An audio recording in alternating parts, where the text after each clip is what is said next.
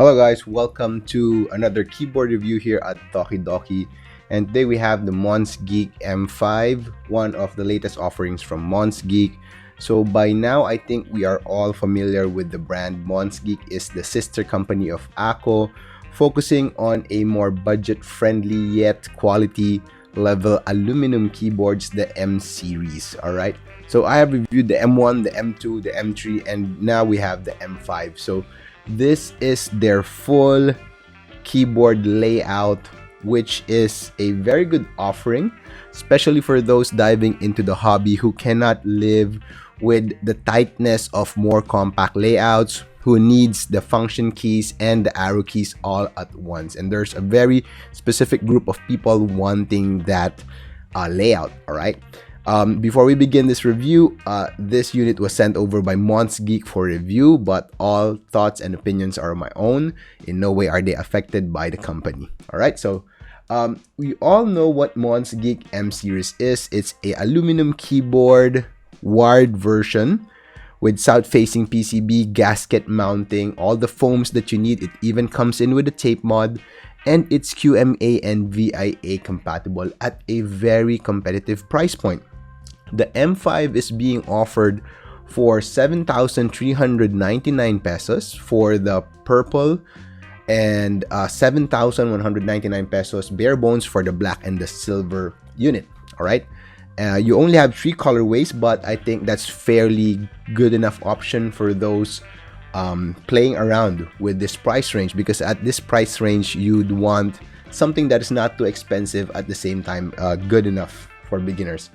The only aluminum keyboard that I've built since I started the hobby, aluminum keyboard full layout that I've built, was the Keychron Q series keyboard. I forgot the exact model, and that one would cost around 10,000 pesos. So this one is a bit cheaper by around like 30% cheaper. So what we have here is very similar to the M1, M2, and all the M series keyboards of Monsgeek offering. They all have the same strengths, they all have the same weakness, and we're not going to go through them. You can watch my review video on those keyboards. Again, the main weakness of keyboards like this one, budget aluminum keyboards, would be the issue of hollowness and pinginess, and which is very easy to fix.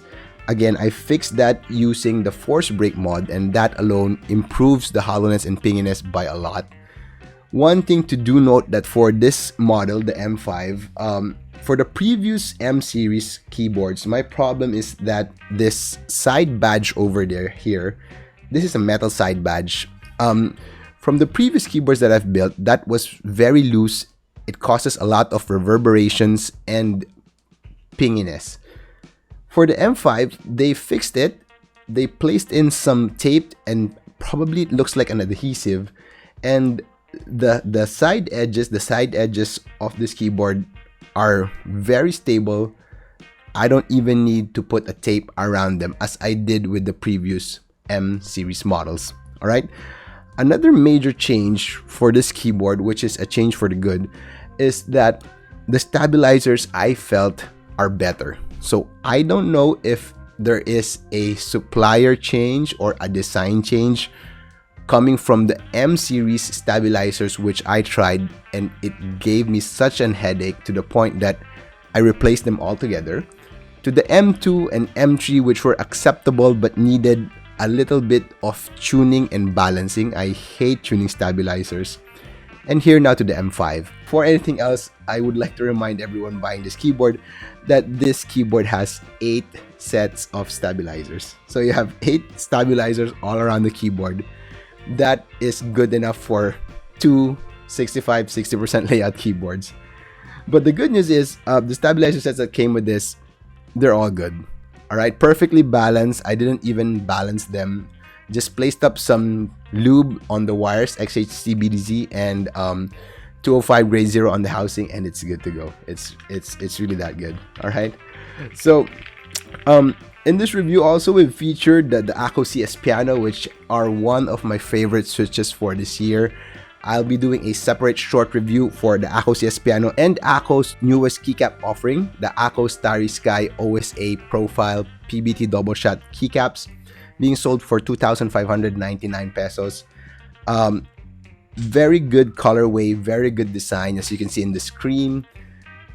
The only thing that I don't like about this keycaps is the profile, the OSA profile. It's not my cup of tea. So you all know that I love cherry profile. But for those who want the OSA profile, for those who want the colorway and the design, it's really good. It's really good.